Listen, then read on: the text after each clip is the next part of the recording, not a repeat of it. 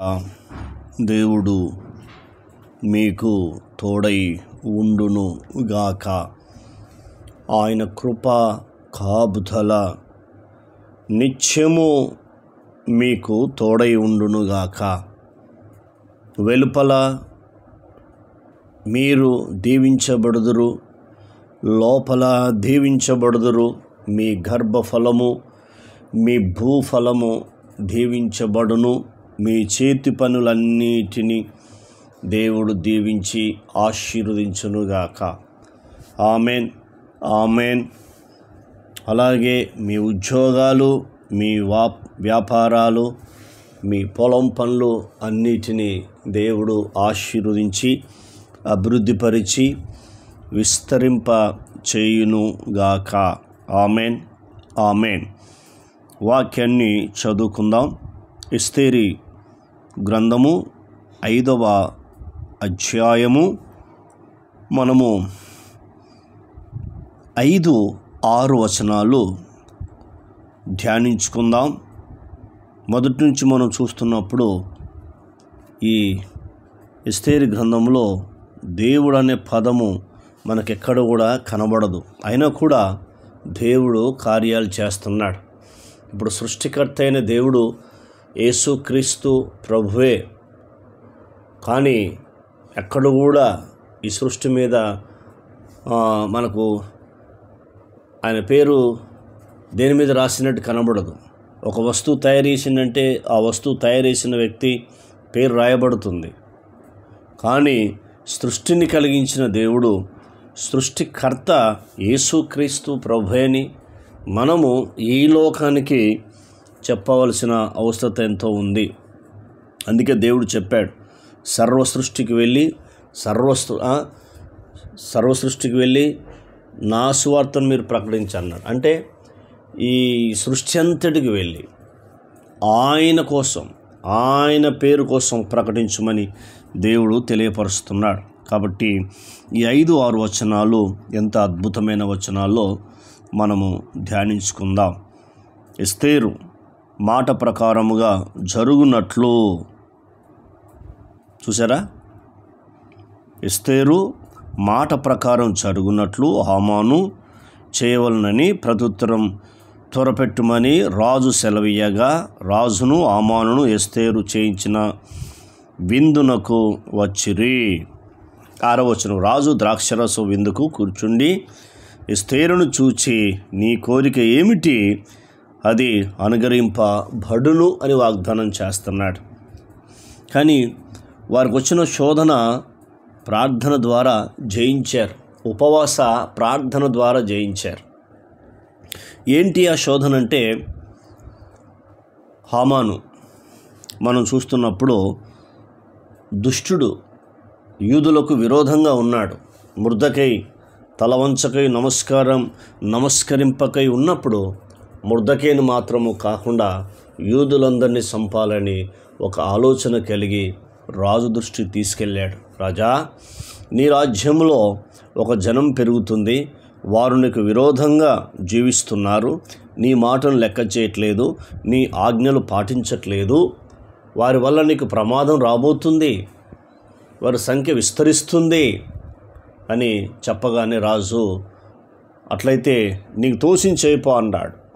నువ్వేం చేయాలో నువ్వు చెయ్యి అని చెప్పి పర్మిషన్ ఇచ్చాడు. ఇక వాడు అనుకున్నాడు యూదులందరినీ సంహరించాలనుకున్నాడు. కానీ మొర్దెకై ప్రార్థన, అలాగే మొర్దెకై ఎస్తేరును హెచ్చరించాడు, నీవు ఈ సమయంలో మౌనంగా ఉంటే యూదులకు సహాయం మరొక దిక్కొస్తుంది, నీవు నశించిపోతావు, జాగ్రత్త, ఎందుకంటే నువ్వు కూడా యూదురాలువే, రానివైనంత మాత్రాన నిన్ను వదిలిపెట్టరు అని చెప్పగానే ఎస్తేరు కూడా 3 దినాలు అన్నపానము లేకయే ఉన్నదని పరిశుద్ధమైన గ్రంథం మనకు తెలియపరుస్తూ ఉంది. నిజమే. ఇవన్నీ మనం ఒకసారి ఆలోచన చేస్తే మనకు అర్థమవుతూ ఉంది. అంటే ఆమె ఎలా ఉన్నదో ఒకసారి ఆలోచన చేయండి. అంత అద్భుతంగా ప్రార్థించినట్టుగా మనకు పరిశుద్ధమైన గ్రంథము తెలియపరుస్తూ ఉంది. ఆమె ఏమని మాట్లాడుతుందో మనం 4వ అధ్యాయంలో కొన్ని విషయాలు మనం చూద్దాం. కాబట్టి వెంటనే రాజు ఈ మాట అంగీకరించలేదు. ఆ ప్రార్థన ద్వారా దేవుడు విన్నాడు, రాజు హృదయాన్ని మార్చాడు. ఏం చేసింది ఆమె? మనం చూస్తే 4వ అధ్యాయం 15-16 వచనంలో మనం చూస్తే మనకు అర్థమవుతుంది. నా నిమిత్తము ఉపవాసముండుడి, 3 దినములు అన్నపానములు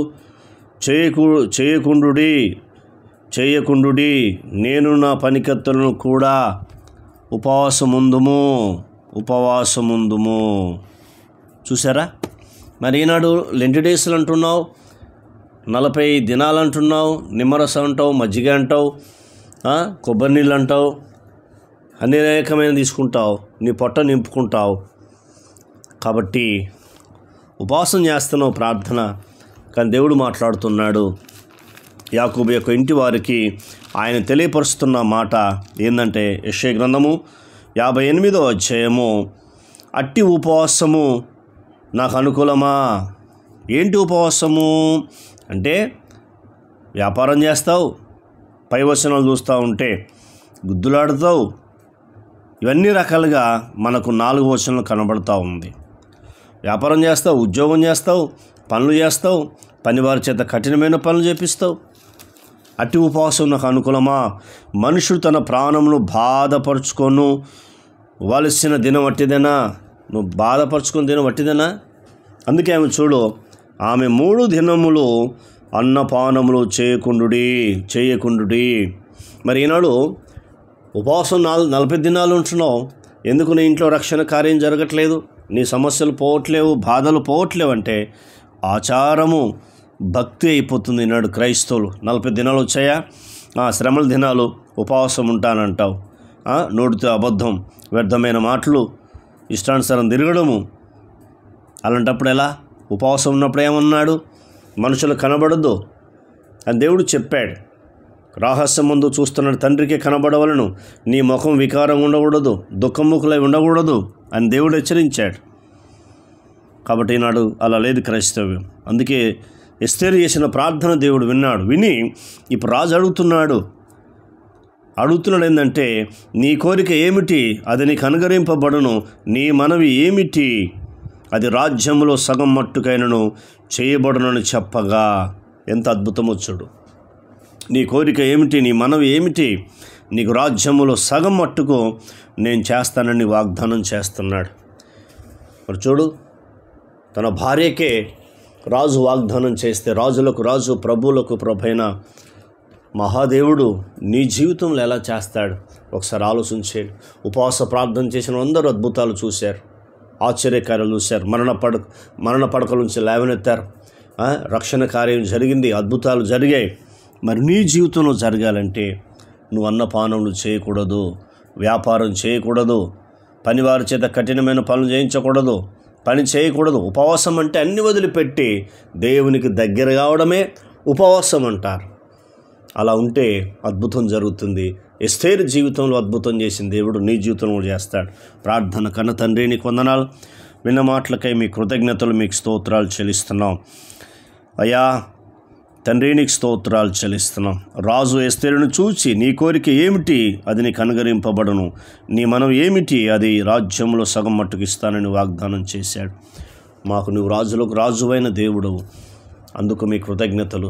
మేము మీ వైపు చూస్తూ మీ మీద ఆధారపడుతూ, ఎస్తేరు వలె నీ మనవేమిటి, నీ కోరిక ఏమిటి, మీ ద్వారా మేము ఆ మనవిని, కోరికను పొందుకునే కృపను దయచేయి. మీరు ప్రభా మా ఆలోచనను తండ్రి ప్రభా సఫలపరిచే దేవుడవు, మా కోరికను తృప్తిపరిచే దేవుడవు. అందుకు కృతజ్ఞతలు చెల్లిస్తూ యేసు నామములో పొంది ఉన్నాం తండ్రి.